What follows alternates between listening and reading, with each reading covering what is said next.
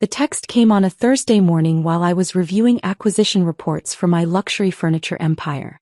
My cousin Jessica's message was as blunt as always. "Hi Samantha.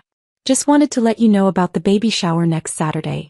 Don't worry about bringing gifts. Honestly, you probably can't afford what we want anyway. The registry is all high-end designer items for the nursery. Just come and enjoy the party. Hugs and kisses." I set down my phone and looked out the floor-to-ceiling windows of my corner office at Sterling Design Group headquarters. For 5 years, my family had assumed I was barely surviving as a furniture store clerk, completely unaware that I owned the largest luxury furniture manufacturing and retail empire on the West Coast.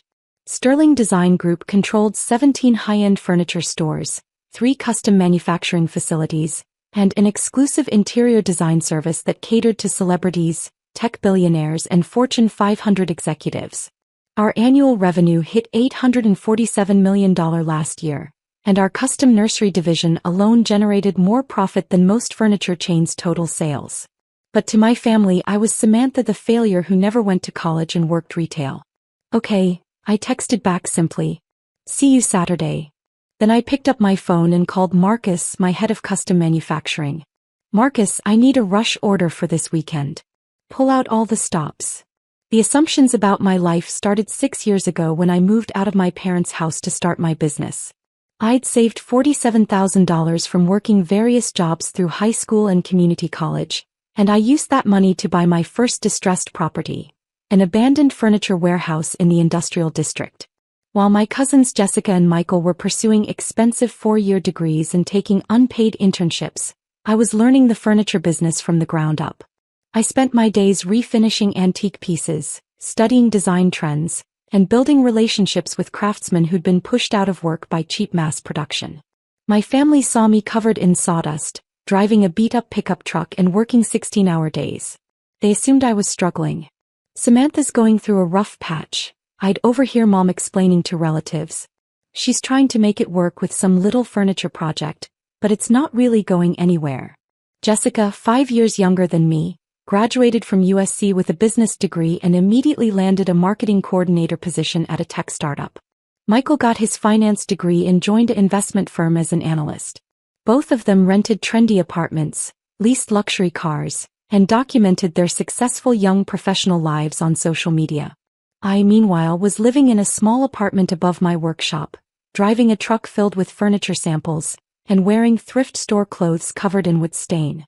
What they didn't see was the business growing exponentially behind the scenes. Within 18 months, I'd renovated the warehouse into a showroom and workshop that caught the attention of several high-end interior designers. My custom pieces, handcrafted furniture that combined traditional techniques with modern aesthetics, started selling for prices that shocked even me.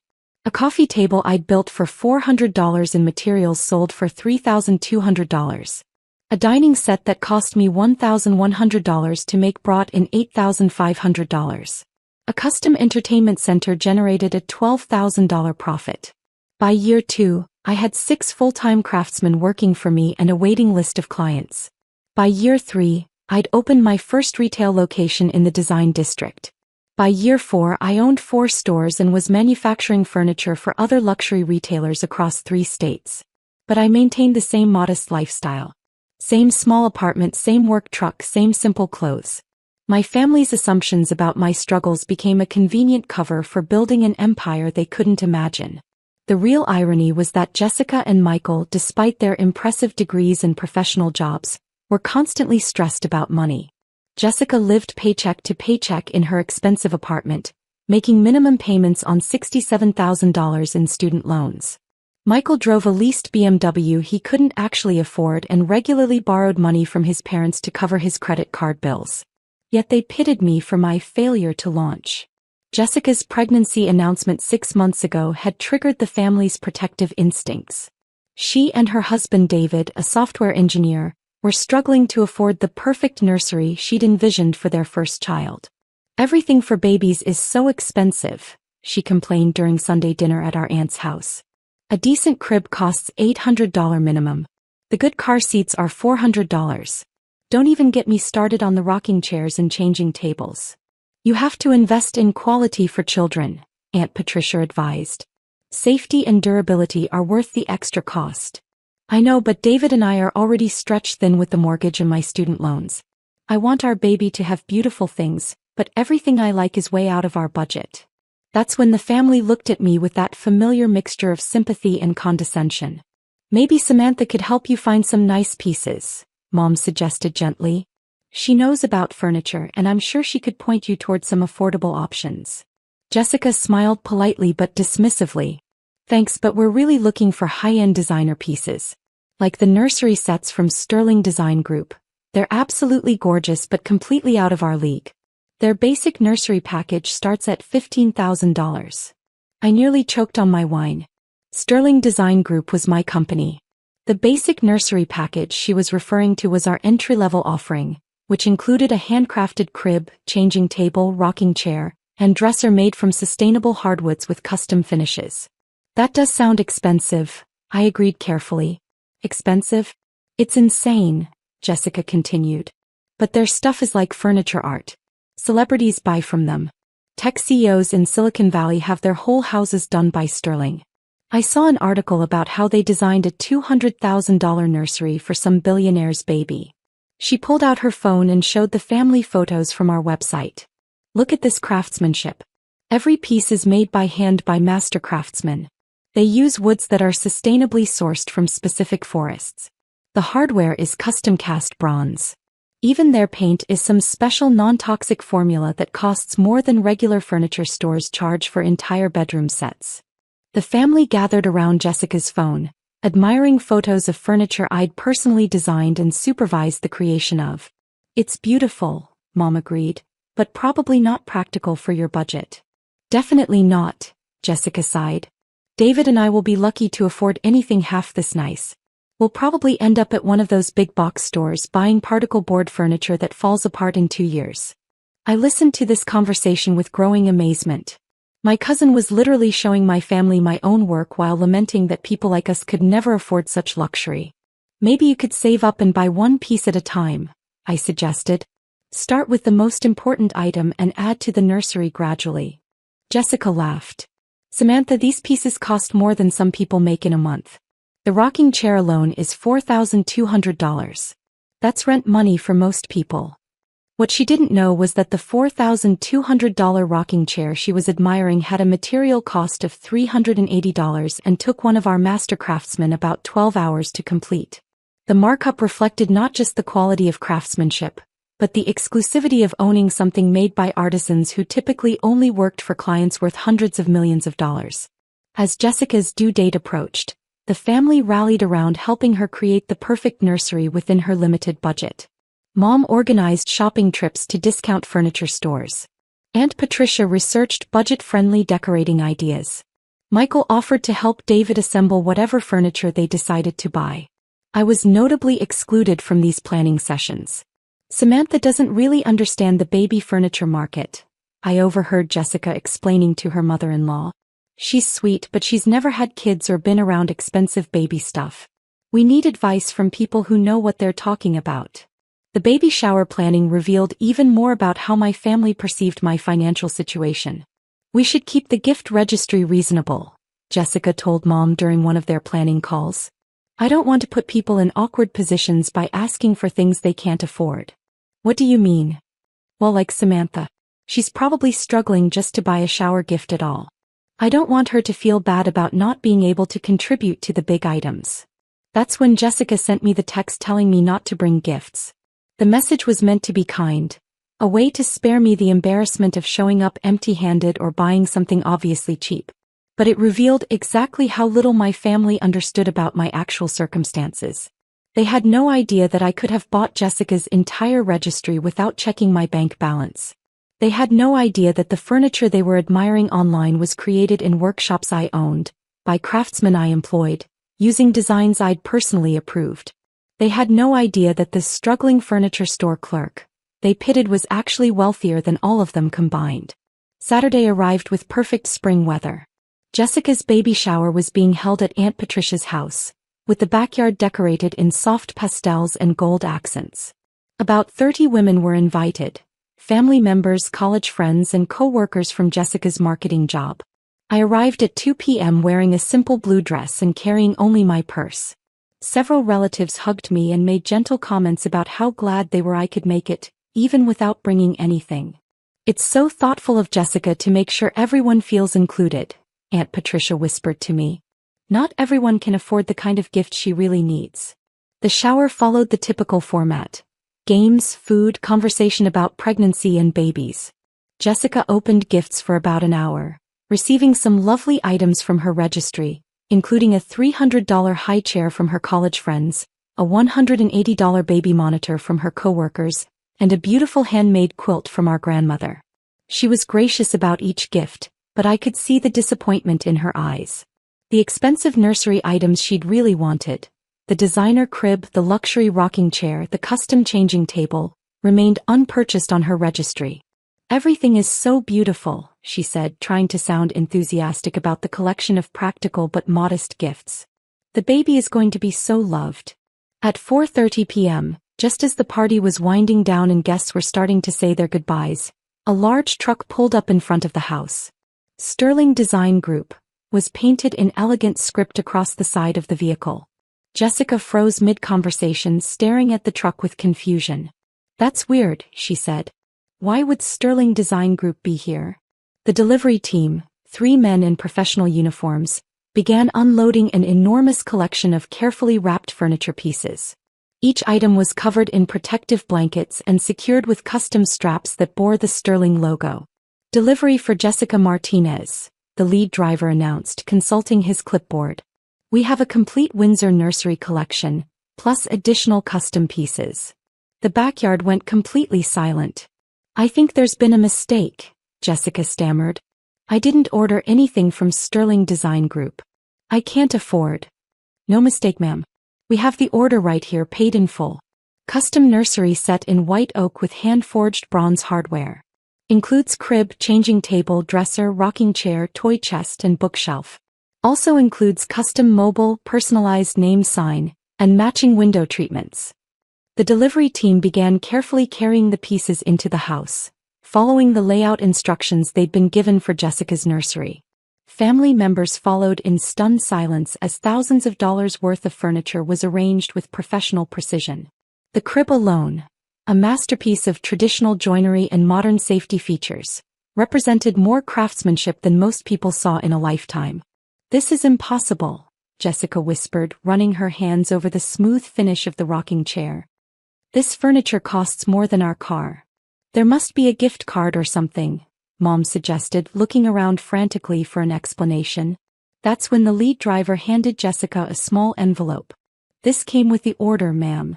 Jessica opened it with shaking hands and read the card aloud. "Congratulations on your beautiful baby. May this nursery be filled with as much love as went into creating each piece. From your poor cousin who can't afford what you want. Love, Samantha." Every head in the room turned toward me. I smiled and pulled out my phone, opening the Sterling Design Group website and navigating to my personal profile page. "Actually," I said calmly, "I can afford exactly what you want. Because I make what you want." I handed Jessica my phone, showing her the Meet Our Founder page with my photo and biography. "Samantha Sterling, founder and CEO of Sterling Design Group." Jessica read aloud, her voice getting smaller with each word. Founded in 2019, Sterling Design Group has become the West Coast's premier luxury furniture manufacturer and retailer, serving an exclusive clientele of celebrities, tech entrepreneurs, and design professionals. The silence in the room was deafening. "Under Sterling's leadership," Jessica continued reading, "the company has grown from a single workshop to 17 retail locations and 3 manufacturing facilities, with annual revenues exceeding $800 million. Aunt Patricia sank into the nearest chair. Sterling Design Group's custom nursery division has created exclusive furniture collections for some of the world's most discerning parents, with pieces featured in Architectural Digest, Elle Decor, and Luxury Home Design magazine. Jessica looked up from the phone, tears streaming down her face. "Samantha, you own Sterling Design Group?" "I am Sterling Design Group," I confirmed. "I founded the company 6 years ago with $47,000 in savings and a vision for bringing traditional craftsmanship into the modern luxury market." But you work in a furniture store," Mom stammered. I own 17 furniture stores, plus 3 manufacturing facilities where we employ 340 craftsmen, designers, and support staff. The magnitude of their misunderstanding was slowly sinking in. The truck you see me driving around town? I continued. It's for delivery and quality control visits to our retail locations. The little apartment I live in? It's actually a penthouse loft I designed above our flagship showroom. The work clothes covered in sawdust? I still personally oversee the creation of our most exclusive pieces. Jessica was staring at the furniture surrounding her. Furniture that represented months of skilled labor and design expertise. This nursery set, how much did it cost? Retail value is $78,400, I said simply. But it's not about the money, Jessica. It's about the fact that you've spent 5 years assuming I was failing at life while I was actually building something extraordinary. We never meant. Aunt Patricia started. I know you never meant to be cruel, I interrupted. You thought you were being protective, sympathetic. You pitied me for my apparent struggles and tried to shield me from embarrassment. I gestured toward the beautiful nursery furniture. But your pity was based on complete ignorance about my actual life. You assumed that because I didn't follow your traditional path, college degree, corporate job, conventional lifestyle, I must be unsuccessful. The room was filled with shame-faced relatives trying to process what they'd learned. Jessica, do you remember telling me I didn't understand the baby furniture market? She nodded miserably. I literally created the luxury baby furniture market on the West Coast. The design trends you've been following? The safety innovations you've been researching? The sustainable wood sourcing you've been reading about? My company pioneered most of those developments. Oh my God, Jessica whispered. When you showed the family photos from my website and explained why people like us could never afford such luxury, you were talking to the person who designed those pieces, supervised their creation and set their prices. I pulled up another page on my phone. This article you mentioned about the $200,000 nursery for a billionaire's baby? I personally managed that project. The client was a tech CEO whose company you've probably heard of. His wife wanted a nursery that incorporated elements from their childhoods in different countries. So we sourced woods from sustainable forests in 5 different nations and incorporated traditional joinery techniques from 3 different cultures. The complexity of that project, and the expertise it represented, was clearly beyond anything my family had imagined I was capable of. But why didn't you ever tell us? Mom asked. Because you never asked, I said simply. You made assumptions and then treated those assumptions as facts. When I tried to offer advice about furniture or design, you dismissed it because you thought I was just a retail clerk. We feel terrible, Jessica said through her tears. Don't feel terrible. Feel curious. For the first time in 5 years, ask me about my actual life instead of assuming you already know what it looks like. The conversation that followed lasted another 2 hours. Family members wanted to understand how I'd built such a successful business while they thought I was struggling. They asked about my design process, my manufacturing techniques, my client relationships. Jessica was particularly interested in learning about the nursery she'd just received. Every piece was handcrafted by our master furniture maker, Carlos Rodriguez, I explained. He's been working with wood for 37 years and specializes in pieces that will last for generations. The white oak came from a sustainable forest in Oregon that we've been working with since our 2nd year in business. The bronze hardware? Cast by hand in our metal shop using techniques that date back to the 1800s. Each handle and hinge is unique, with slight variations that prove it was made by human hands rather than machines. The finish. 7 coats of hand-rubbed tung oil that will protect the wood for decades while maintaining its natural beauty. It's completely non-toxic and actually gets more beautiful with age and use. As I described the craftsmanship that went into her nursery, Jessica's appreciation for the gift deepened. But more importantly, her understanding of who I really was began to change. Samantha, I owe you an enormous apology, she said finally. Not just for the text about not bringing gifts, but for 5 years of treating you like you didn't know what you were talking about. We all owe you an apology, Mom added. We've been so blind. You weren't blind, I corrected. You were making logical assumptions based on limited information. The problem was that you never sought additional information. You never asked deeper questions about my work or my goals. I looked around the room at my family members, seeing them really look at me for the first time in years. I maintained the fiction because it was easier than constantly correcting your assumptions. But also because I wanted to see if your love for me was conditional on my achievements. And now? Jessica asked. Now you know the truth. And we can build relationships based on reality instead of assumptions. The baby shower ended with Jessica giving me the longest hug we'd shared since childhood, surrounded by furniture that represented not just my business success, but my commitment to family despite years of being underestimated. As I drove home in my beat-up truck, actually a custom-modified vehicle I used for transporting valuable antiques and prototype pieces, I reflected on how the day had changed everything. My family finally knew who I really was. But more importantly, I'd learned something about them. When confronted with their mistakes, they didn't make excuses or deflect blame. They apologized sincerely and asked thoughtful questions about my life. That gave me hope that our relationships could evolve beyond the limiting assumptions that had defined them for so long. 3 weeks later, Jessica gave birth to a beautiful daughter named Sophia.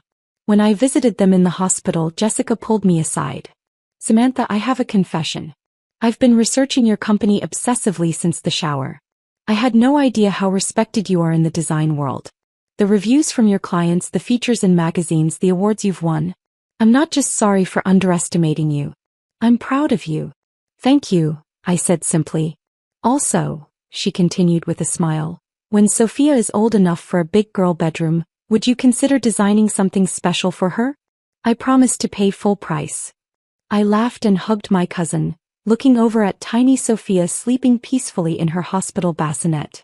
For Sophia, I think we can work out a family discount.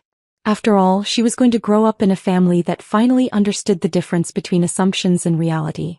And that, more than any piece of furniture, was the most valuable gift I could give her.